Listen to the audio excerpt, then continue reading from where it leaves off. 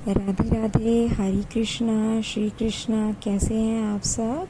तो I hope आप सब कान्हा जी की कृपा से बहुत अच्छे होंगे। आज मैं आपके साथ शेयर करने जा रही हूँ कि हमारी जो दिनचर्या है सुबह की कैसी होनी चाहिए, जिससे हमें कम गुस्सा आए, कम चिड़चिड़ापन महसूस हो और हमारा जो ऑरा है वो बढ़े। अगर जो महिलाएं हैं वो खुद खुश रहेंगी तो वो अपने परिवार को भी खुश रख पाएंगी। तो यहाँ पे सुबह के 4 बज रहे हैं, मैं उठ चुकी हूँ। और सुबह उठते ही सबसे पहले आप अपनी हथेलियों के दर्शन कीजिए, उसके बाद अपनी धरती माँ को प्रणाम करते हुए बाहर निकलिए और फिर बिना शीशा देखे आपने मुंह धोना है। जो ब्रश, जो आपका डेली का जो रूटीन है वो करना है।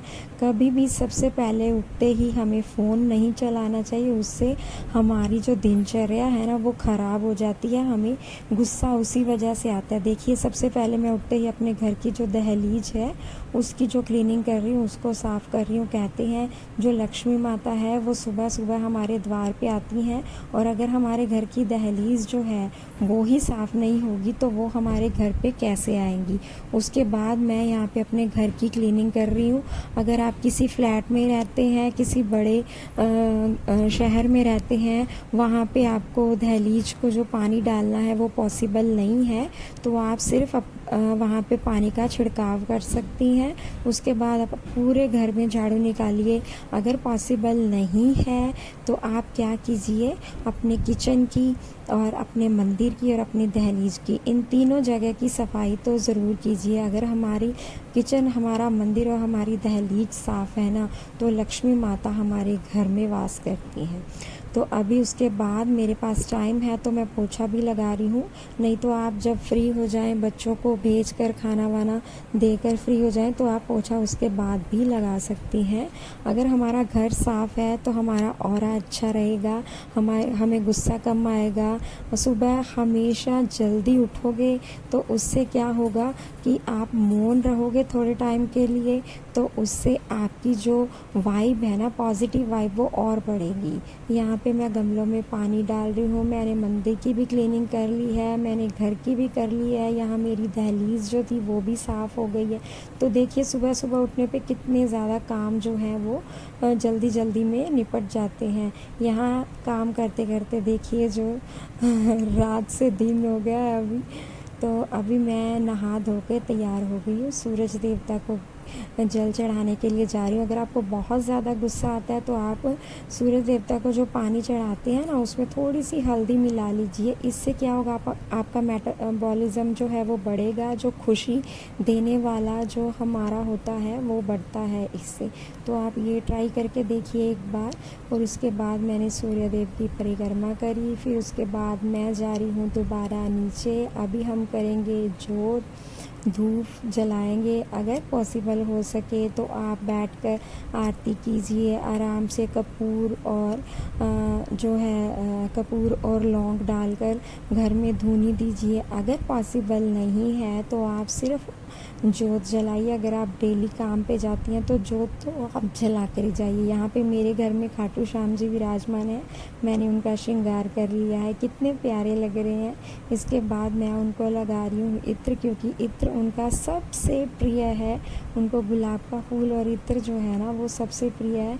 आज मेरे पास फूल नहीं थे क्योंकि कल संडे था, तो संडे की वजह से मैं मार्केट नहीं जा पाई हूँ। नहीं तो मैं डेली कुछ फूल जो है वो लेके आती हूँ, अपनी घर की जो फ्रिज है उसमें स्टोर करके रखती हूँ। तो उससे क्या होता है कि डेली फूल जो है वो पूजा में इस्तेमाल हो जाते हैं, 3-4 दिन आराम से चल जाते हैं।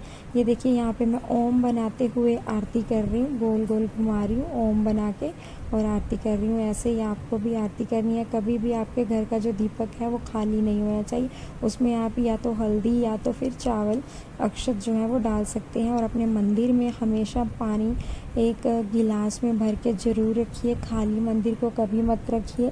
अपने किचन को भी कभी खाली मत रखिए। यहाँ पे मैं अपने लिए 5 मिनट निकाल रही हूँ और ध्यान में बैठ रही हूँ। उसके बाद मैंने क्या किया, अपनी एलईडी पे कान्हा जी के थोड़े से भजन जो थे वो चलाए। इससे क्या होता है, धीमी आवाज़ में आप चलाओगे, आपके कानों में जाते हैं, आपका जो मन है वो शांत होता है, आपके मन को शांति मिलती है। ध्यान करने से भी आपके मन को शांति मिलती है और गुस्सा जो है वो कम आता है। अगर गुस्सा कम आएगा तो चिड़चिड़ाहट तो होगी नहीं। हमें गुस्सा तभी आता है जब हमारे काम जो हैं वो टाइम पे ख़त्म नहीं होते। अगर आप 6 बजे उठती हैं तो आप 5:30 उठना शुरू कर दीजिए। अगर आप 5:30 उठती हैं तो 5 बजे उठना शुरू कर दिए।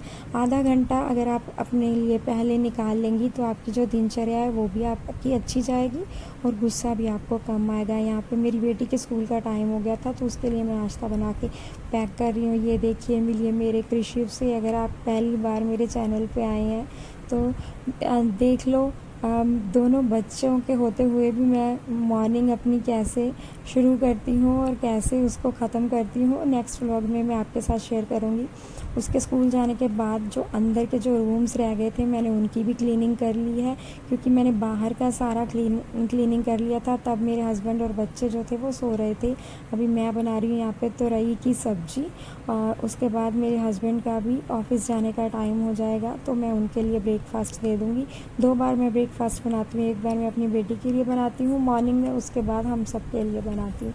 तो यहाँ पे ब्रेकफास्ट जो था वो रेडी हो गया। उसके बाद मैंने किचन की भी क्लीनिंग कर ली, बर्तन जो भी थे सारे वो साफ़ कर लिए। उसके बाद हम चले, मैं और मेरा बेटा, ब्रेकफास्ट करने के लिए।